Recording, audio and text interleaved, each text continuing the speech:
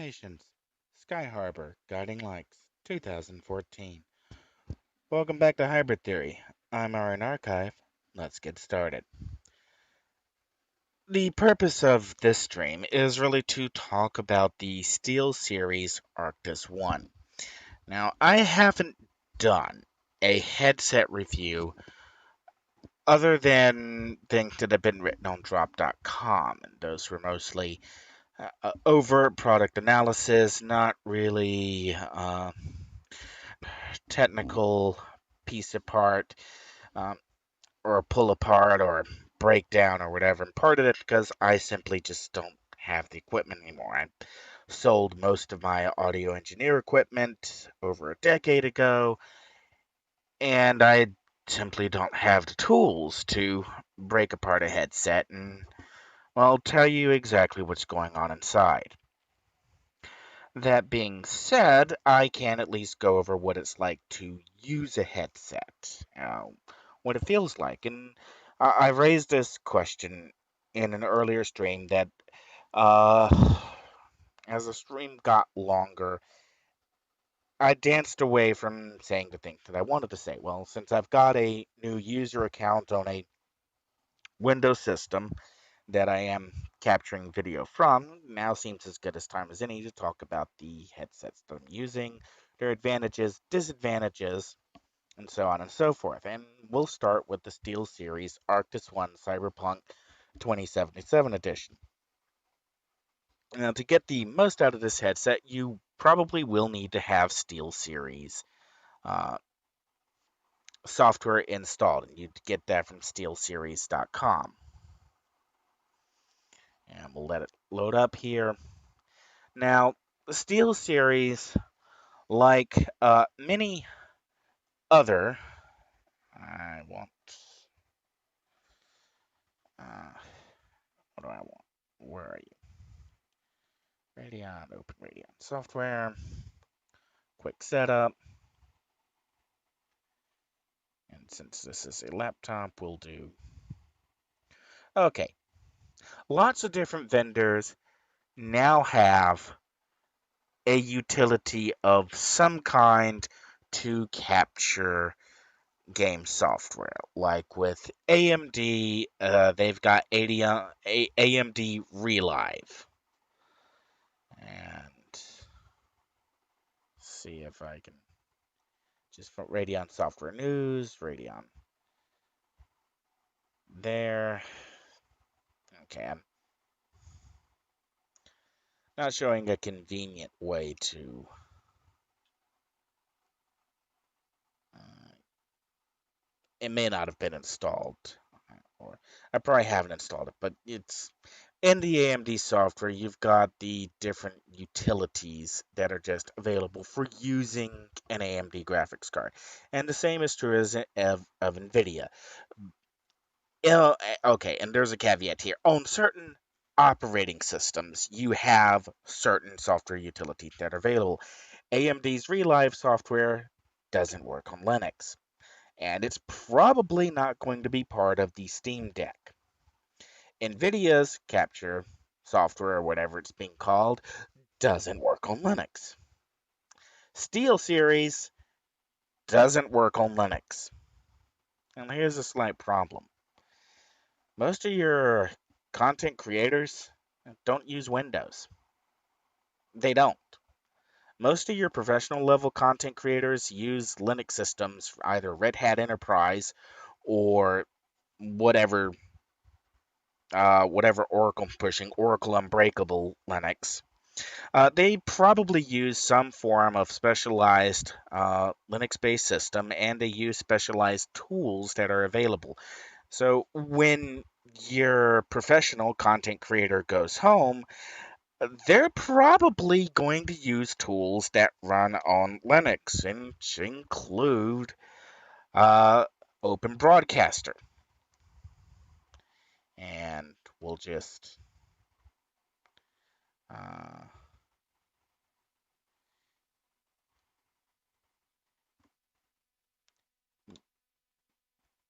anyway, so OBS software, and this is what I'm actually using to connect and stream right now. And OBS on Windows is feature equivalent to OBS on Linux. It's the same experience both ways. OBS works with a couple of video capture devices. Two of those devices are actually certified to use with OBS. Only one of them is actually certified to work with OBS on Linux and Windows.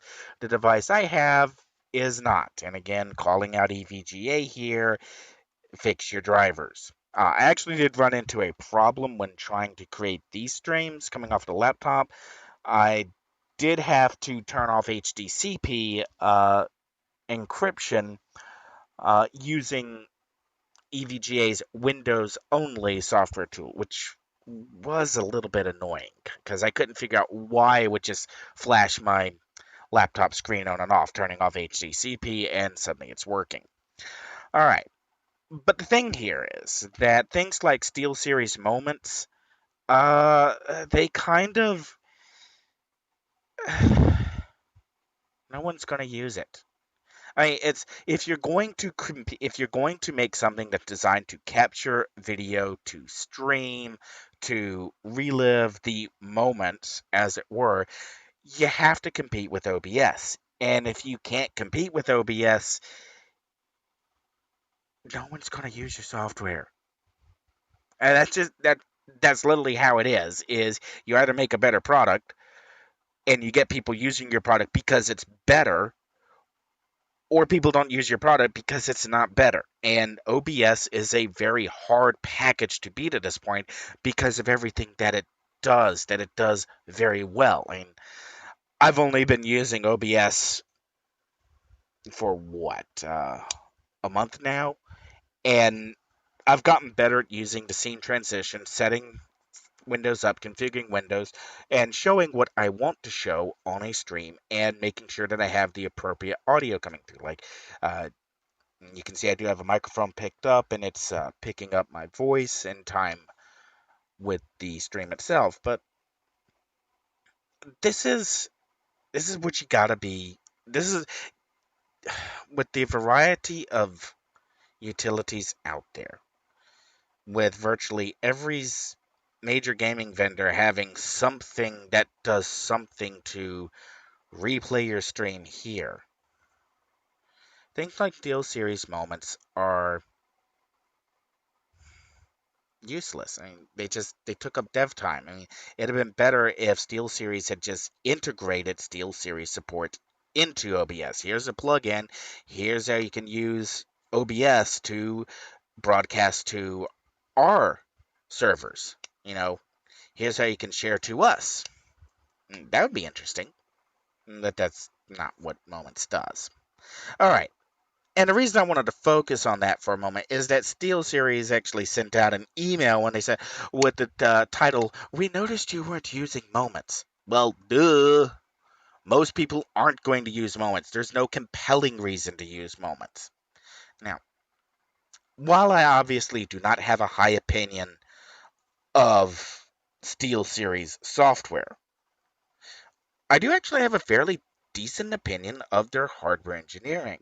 And this goes back to an earlier stream where I said I was using the SteelSeries microphone and a SteelSeries headset, the Arctis one, to do. I've actually been using it on most of the recent streams. Now, admittedly, that's because I've been doing most of those streams on top of a Linux system. And running atop Linux, the SteelSeries Arctis one just seems to record better. It may just be confirmation bias, might be uh, I want it to record better, so I think it's recording better. I do like the freedom of being able to walk around and not be tied to a USB cable. All right, so if you're using a SteelSeries, I mean, how easy is it? Well, once you've and this is if you're on a Linux system, all you have to do is just plug the wireless adapter in, turn the headset on, and it syncs. It just worked out of the box. Now, if you want to take it further than that, you can see here the Arctis One Wireless Cyberpunk Edition. The Windows application, again, this is not available on Linux, which big failing here. This is a reason why you would not want to buy a SteelSeries product. Is there is virtually no Linux support, uh, and insert standard code rant here. Uh, but in the SteelSeries engine, you do have a fairly decent equalizer. You do have a fairly interesting set of tools with the dynamic range compression. You do have some interesting tools with the live mic preview, the microphone side tone. You even have some options in here for turning how long you want the headset to remain on after you've stopped using it or it's been inactive. And we also over here, our power button doubles as a multimedia control. And we have a couple of options on what we can actually use the power button for next track, previous track, play music, or if you're on a phone, answer a or end a voice call. And this is actually kind of useful. And this is the other thing where I get upset that this software isn't available on Linux because a version of it is. The Cyberpunk or the Arctis one is very well supported on Android phones, which are a Linux system. So not having a desktop Linux software package, I don't want to say it seems tacky. It's lazy. It's That's just what it is. And it does call into question just how effective is this on the back end? And you do have different options to configure it. Obviously, I haven't made any changes to configuration. I haven't had any need to. And you do have some uh, synchronizations here: audio visualizer, image sync, system monitor, title, CSGO, Dota 2. Just you could if you have a Steel series, but none of these are really reasons to buy a Steel series product. It's They're interesting. They're